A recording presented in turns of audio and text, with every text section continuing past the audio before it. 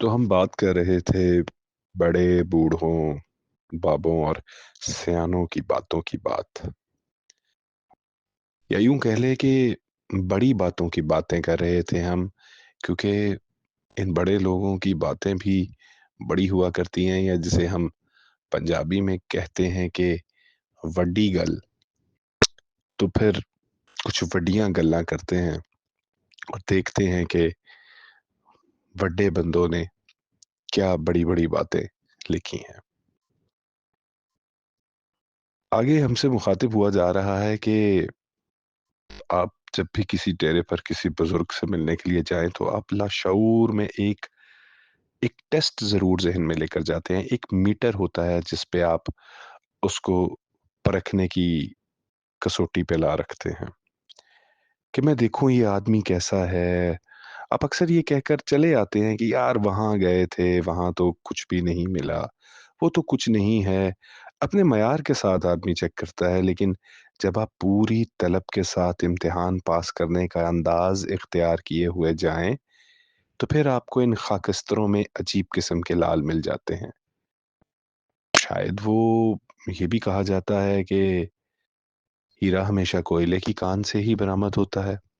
पता नहीं, शायद मुश्किल तो होगी कि वहां सिंध चले जाएं, थर पार करके डेजर्ट में चले जाएं, या रोही में चले जाएं, कुछ ना कुछ आपको दानिश की बात मिल ही जाएगी। और रही बात दानिश की बात की, तो ये ऐसे ही लोगों से मिलती है, किताबों से नहीं मिलती। खैर, आते हैं बड़ों की बड़ी बड़ी बात की तरफ।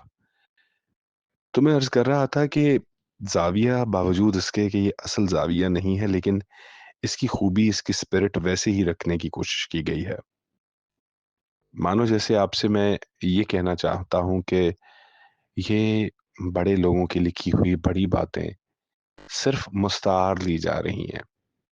इनमें किसी किस्म का तगैर व तबद्दल करने का हौसला हम में तो ना है, और इनसे किसी किस्म की छेड़छाड़ यूं भी नामुनासिब रहेगी और ना ही कोई मुताबिकत रख पाएगी।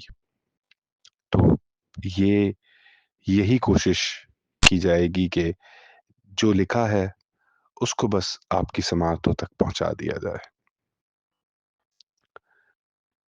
और स्पिरिट से याद आया कि औरंगजेब आलमगीर के दरबार में एक बहरूपिया आया और कहने लगा, बावजूद इसके कि आप रंग और आमिश गाने बजाने को बुरा समझते हैं शहनशाह मुअज्जम, लेकिन मैं फनकार हूँ, और एक फनकार की हैसियत से मैं आपकी खिदमत में हाजिर हुआ हूँ।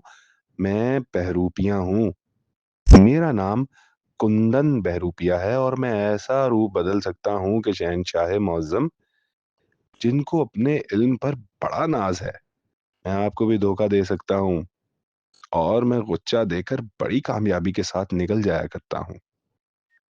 औरंगजेब आलमगीर ने कहा, ये बात तौज़ीए औकात है, मैं तो शिकार को भी कारे बेकार समझता हूँ। ये जो चीज तुम मेरे पास लाए हो, इसको मैं कोई अहमियत नहीं देता। उसने कहा, नहीं साहेब, हाथ कंगन को आर सी क्या, आप इतने बड़े शहंशाह हैं और दानिश में अपना जवाब नहीं रखते। मैं भेस बदलूंगा, आप पहचान कर दिखाइए। तो उन्होंने कहा, मंजूर है। उसने कहा, हजूर आप वक्त के शहंशाह हैं, अगर आपने मुझे पहचान लिया तो मैं तो आपका देनदार हूं, लेकिन अगर आप मुझे ना पहचान सके तो मैं आपसे पूरे 500 रुपया लूंगा। जाहिर है उस वक्त 500 बहुत होंगे। शहनशाह ने कहा, ठीक है, 500 मेरे लिए कुछ नहीं, मंजूर है, जाओ। तो वो शर्त तय करके वापस चला गया, मगर सोचने लगा कि मैं ऐसी शर्त बांध आया हूं, अब कौन सा रूप बदलूं कि बादशाह को पता भी न चले। फिरता फिराता तहकीक व तफ्तीश करता रहा, लोगों से पता चला Aurangzeb Alamgir south India India में मरहटों और ब्राह्मणी सल्तनतों पर अक्सर हमले किया करता था। उन्होंने कहा, ये साल छोड़कर अगले साल फिर इन पर हमला करेगा।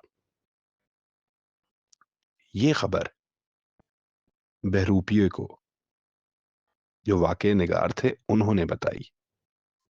اس نے کہا ٹھیک ہے. چنانچہ وہ یہاں سے پیادہ سفر کرتا ہوا اس مقام پر پہنچ گیا جہاں بہمنی سلطنت تھی.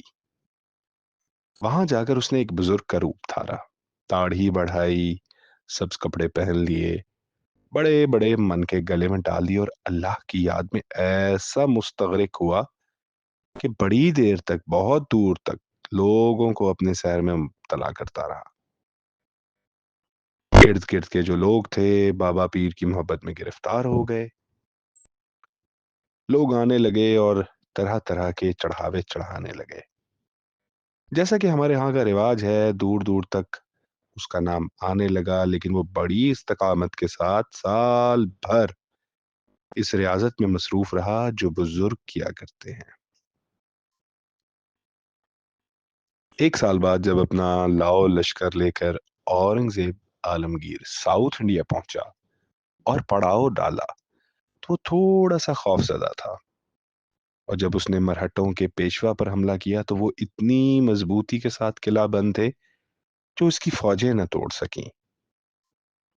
پریشانی کا عالم ہو گیا اور یقین ہو گیا کہ شاید اس کو ناکام لوٹنا پڑے اور اس کی حکومت پر بہت برا اثر پڑے.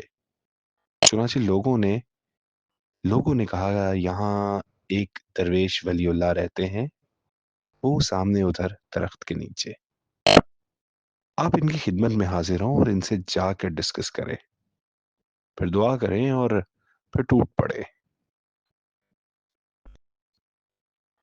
شہنشاہ پریشان تھا، بیچارہ بھاگا بھاگا گیا. ان کے پاس جا کر سلام کیا اور کہا حضور میں آپ کی خدمت میں ذرا. انہوں نے کہا ہم فقیر آدمی ہیں، ہمیں ایسی چیزوں سے کیا لینا دینا. شہنشاہ نے کہا نہیں، عالم اسلام پر بڑا مشکل وقت ہے. جیسے انسان بہانے کیا کرتا ہے بات چلانے کے لیے، آپ ہماری مدد کر دیں. میں کل اس قلعے پر حملہ کرنا چاہتا ہوں. تو فقیر نے فرمایا نہیں، کل مت کریں، پرسوں کریں، اور پرسوں بعد نماز ظہر. اورنگزیب نے کہا جی بہت اچھا. چنانچہ اس نے نماز ظہر کے بعد جو حملہ کیا وہ ایسے زور کا کیا اور جذبے سے کیا، اور پیچھے فقیر کی دعا تھی، ایسی دعا کہ وہ قلعہ ٹوٹ گیا اور فتح ہو گئی.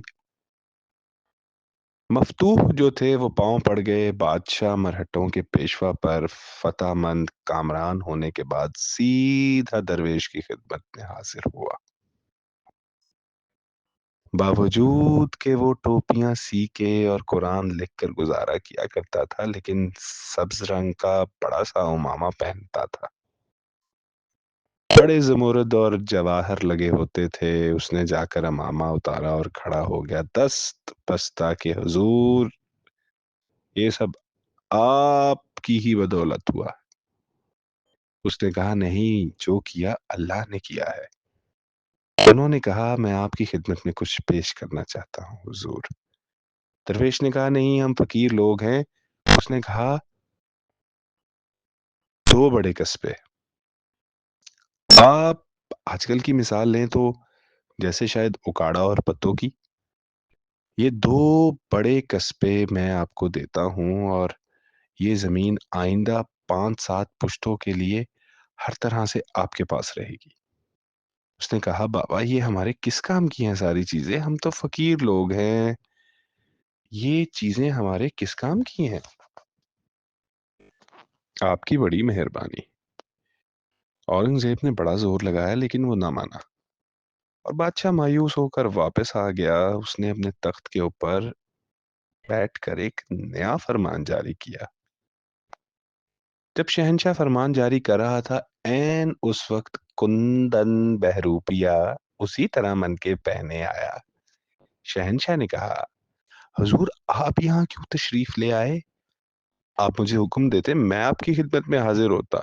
کندن نے کہا نہیں شہنشاہ معظم، اب یہ ہمارا فرض تھا کہ ہم آپ کی خدمت میں حاضر ہوتے. تو جناب علی میں کندن بہروپیہ ہوں، میرے 500 روپے مجھے عنایت فرمائے.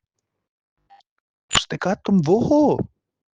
उसने कहा हाँ वही हूं जो आज से 1.5 बरस पहले आपसे वादा करके गया था। औरंगजेब ने कहा मुझे 500 रुपया देने में कोई एतराज नहीं है। मैं आपसे ये पूछता हूँ, जब मैंने आपको 2 कस्बे की माफी दी, इतनी जमीन आपके नाम कर दी, आपकी 7 पुश्तों को रियायत दी कि मेरी मुमलिकत में जहां चाहे जिस तरह चाहे रहें, आपने उस वक्त क्यों इनकार कर दिया? ये 500 रुपया तो कुछ भी नहीं। उसने कहा हुजूर बात ये है, जिनका रूप धारा था उनकी इज्जत मकसूद थी, वो सच्चे लोग हैं, हम झूठे लोग हैं। ये मैं नहीं कर सकता था कि रूप सच्चों का धारूं और फिर बेईमानी भी करूं। फिर से सुन लीजिए और जरा गौर से सुन लीजिए। सुन रहे हैं ना आप? आपसे मुखातिब हूं। उसने कहा हुजूर बात यह है कि जिनका रूप धारा था उनकी इज्जत मकसूद थी, वो सच्चे लोग हैं, हम झूठे हैं। मैं नहीं कर सकता कि रूप सच्चों का धारूं और फिर बेईमानी करूं। तो प्यारे सामीन, ख़वातीनो हज़रात, मैं यही अर्ज कर रहा था कि हमारा ज़ाविया 2 नंबर ही सही, बेशक बहरूप ही सही, तो आप दुआ करें कि इसमें कुछ ऐसी बातें, कुछ ऐसे मसले, कुछ ऐसी पेचीदगियां, कुछ ऐसे बोझ दूर होते रहें जो इससे पहले किसी और तरह नहीं हो पाते थे। अल्लाह हम सब का हामी और नासिर हो।